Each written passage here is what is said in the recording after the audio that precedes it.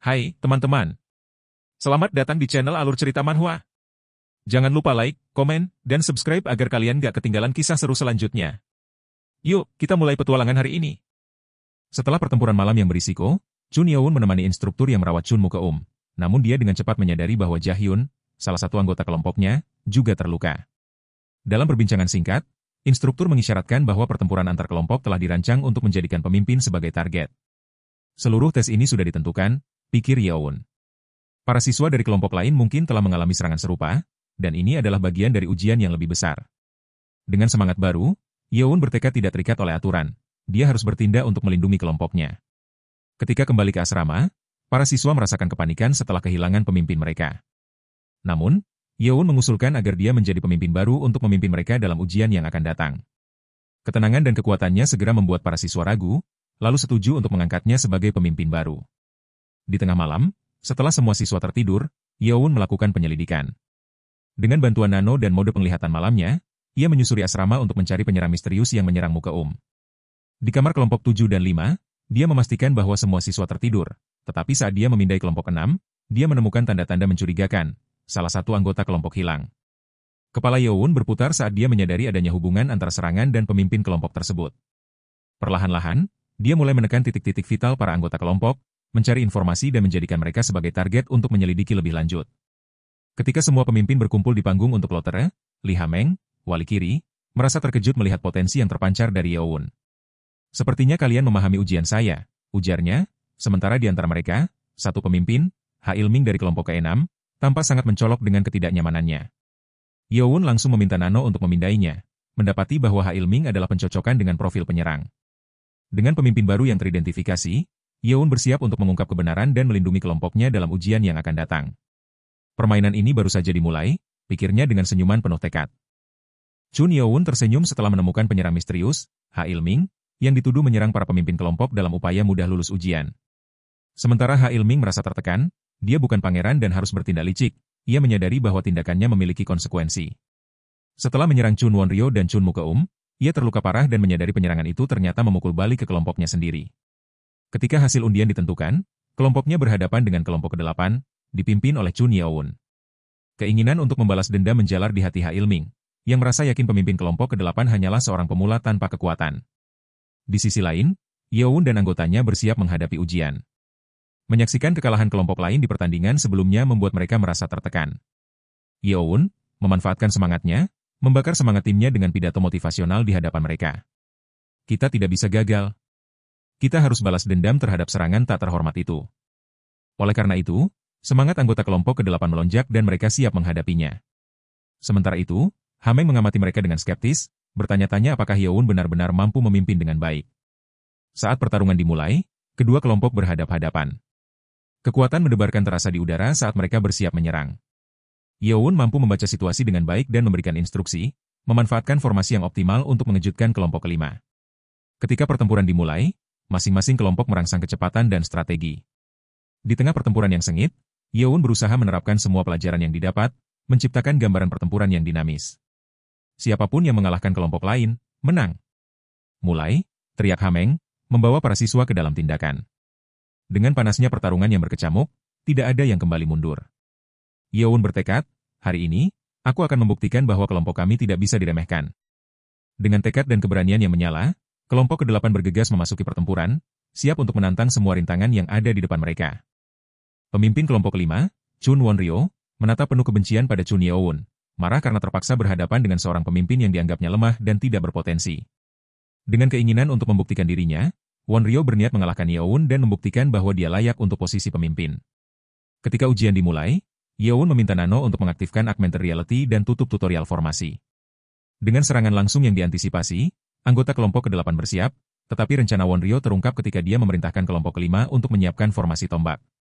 Yeon, dengan ketenangan, memberikan perintah untuk menggunakan formasi jala, meskipun banyak yang meragukan keputusan ini. Ketika kedua kelompok bertabrakan, mengejutkan semua orang, kelompok ke-8 mampu bertahan dari serangan hebat Won-ryo. Tidak mungkin, teriak Won-ryo saat dia menyadari bahwa serangannya ditahan. Menggunakan energi internal yang dia miliki, Yeon berhasil mengantisipasi dan bertahan dari serangan tersebut berkat dukungan Nano. Mundur, teriak Won-ryo, berusaha menyusun strategi baru, tetapi Yeon tidak membiarkannya punya waktu. Dengan instruksi cepat dari Nano, Yeowon beralih ke formasi Sparrow S-Wing, memojokkan kelompok kelima, dan menciptakan kekacauan di antara mereka. Wonryo berusaha memprediksi langkah Yeowon, tetapi rencana grup ke-8 ternyata jauh lebih cerdik. Dengan cepat, mereka bertransisi ke formasi ujung tombak, tidak seperti yang dipikirkan Wonryo.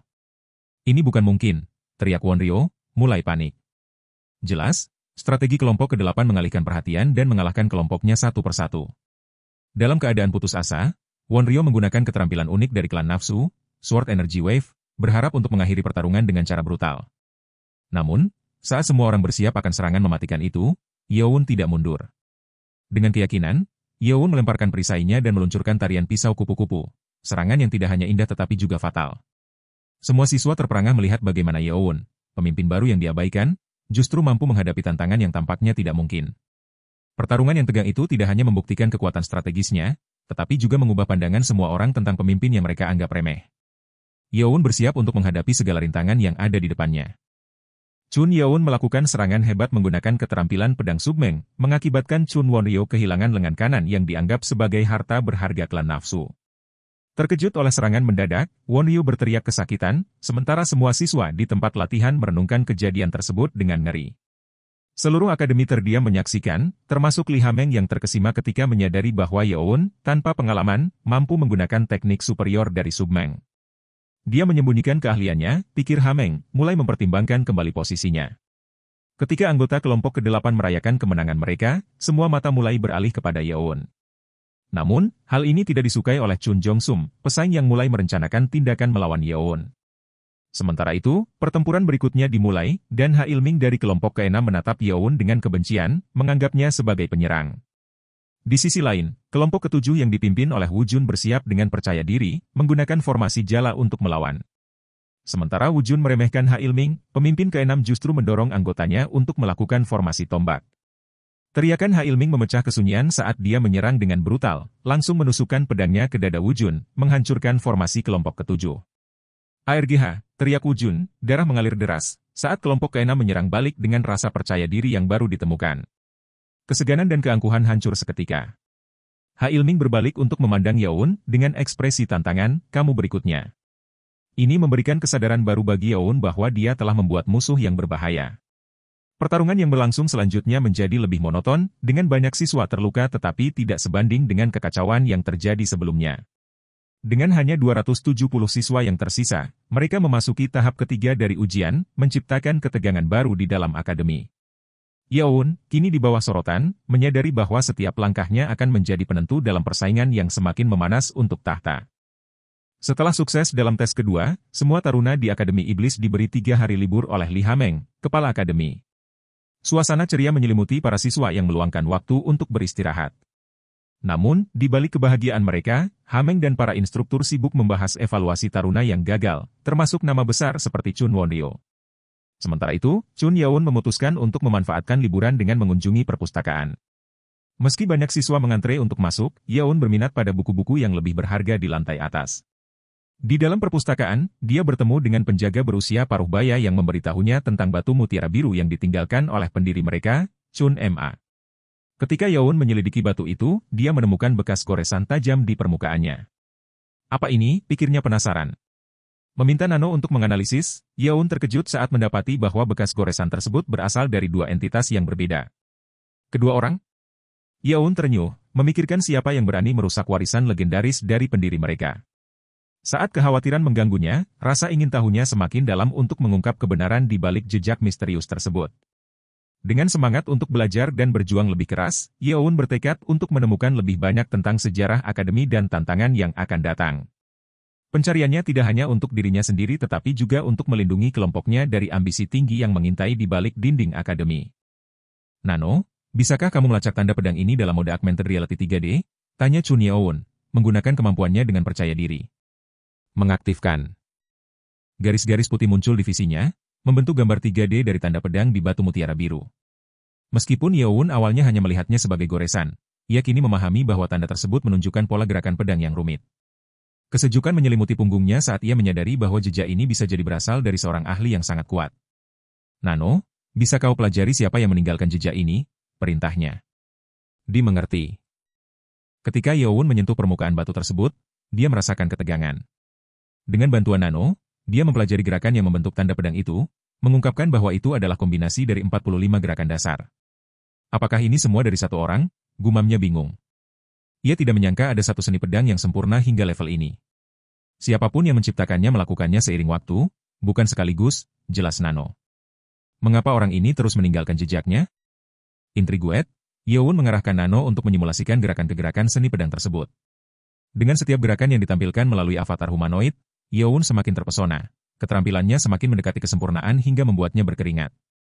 Setelah menyaksikan pertarungan antara dua avatar yang menggunakan keterampilan pedang yang berbeda, Yeowon terkejut hingga tak percaya saat keterampilan terakhir dengan mudah mengalahkan gerakan yang ia anggap sempurna. Ini, luar biasa, serunya, menyadari bahwa ia telah menemukan harta karun seni bela diri yang mungkin akan mengubah hidupnya. Dengan penemuan ini, Yeowon merasa bahwa jalan untuk mencapai kekuatan yang dia inginkan kini semakin terbuka. Keberanian dan rasa ingin tahunya membawanya untuk menggali lebih dalam, bukan hanya untuk mengungkap kebenaran di balik batu tersebut, tetapi juga untuk mengasah kemampuannya ke level yang lebih tinggi. Setelah menemukan keterampilan pedang yang tersembunyi di batu mutiara, Chun Yeowon merasa gembira. Nano, hafalkan 45 keterampilan ini, pintanya, dan sistem segera memulai prosesnya. Mendekat, pria parubaya penjaga perpustakaan bertanya penasaran, "Oh, apakah kamu masih di sini?" Yeowon mengangguk sambil memberikan senyuman. Pria itu mengungkapkan bahwa ada desas-desus tentang tanda di batu yang berkaitan dengan penemuan pendiri, Chun Ma. Namun, ia merasa tidak ada yang benar-benar memperhatikan tindakan perusakan yang dilakukan seseorang. Yeowon merenungkan hal ini, dan setelah mendengar bahwa batu serupa mungkin tersebar di perpustakaan, semangatnya semakin membara. Menggugah rasa ingin tahunya, ia berterima kasih kepada pria itu sebelum pergi ke rak buku. Menemukan buku berjudul Asal-Usul Energi Internal, Yeowon meminta Nano untuk memindai isinya.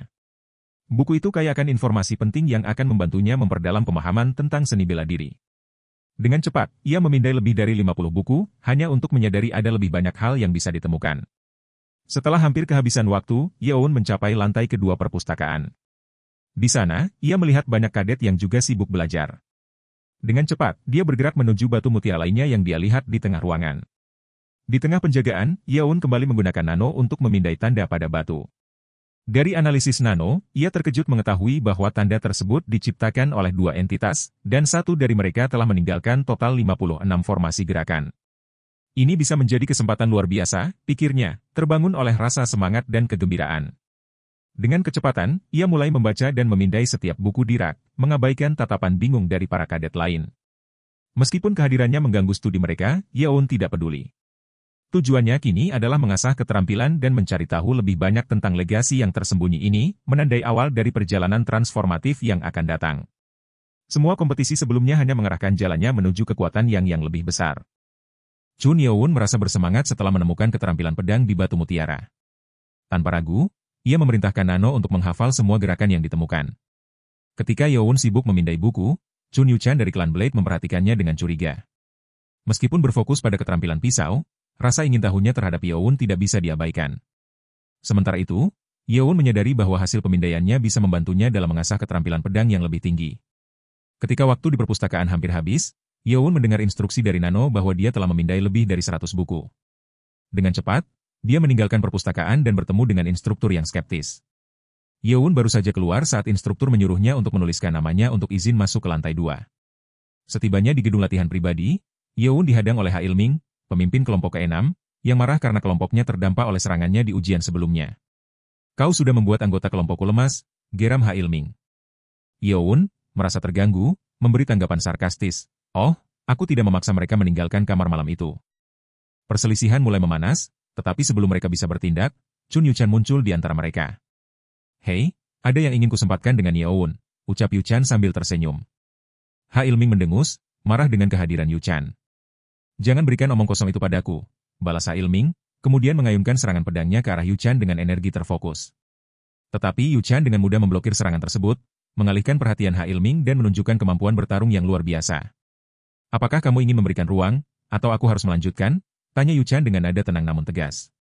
Ha Ilming tertangkap basah, terkejut dengan kekuatan Yuchan. Merasa terpinggirkan, Yeowon menyaksikan pertunjukan ini dengan rasa ingin tahu. Yuchan tampaknya memiliki maksud tertentu untuk dirinya dan siap untuk membicarakannya lebih lanjut.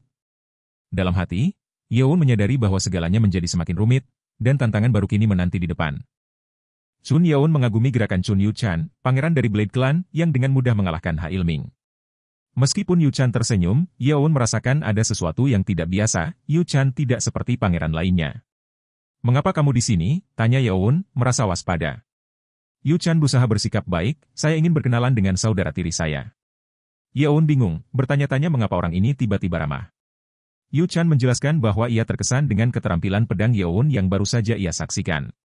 "Tawaran saya adalah bergabung dengan klan Blade kami," kata Yu-chan, yang membuat Yaon merasa skeptis. "Apakah kamu ingin aku keluar dari kompetisi?" tanya Yaon, menolak tawaran itu. "Bukan, justru sebaliknya. Jika kita berjalan di jalur yang sama, kita akan saling membantu." Yu-chan menjawab dengan riang. Yaon menolak lagi, merasa Yu-chan meremehkannya. Di saat ketegangan meningkat, Yu-chan mulai menunjukkan kekuatannya, mengangkat lengan untuk menyerang. Namun, Yaon dengan cepat menghindar, menunjukkan kemampuannya untuk membaca gerakan lawan. "Sepertinya kamu tidak segampang yang aku pikirkan," gumam Yu-chan, terkesan dan sedikit frustrasi. Yu-chan mengangkat tangannya, melepaskan ki pedang yang membelah udara dan meninggalkan jejak biru di tanah. Yaon tertegun, menyadari betapa kuatnya pangeran ini. "Saya akan berbicara lagi kelak," ucap Yu-chan, sebelum meninggalkan tempat itu dengan tawa yang mencerminkan rasa ingin tahunya yang mendalam tentang Yaon.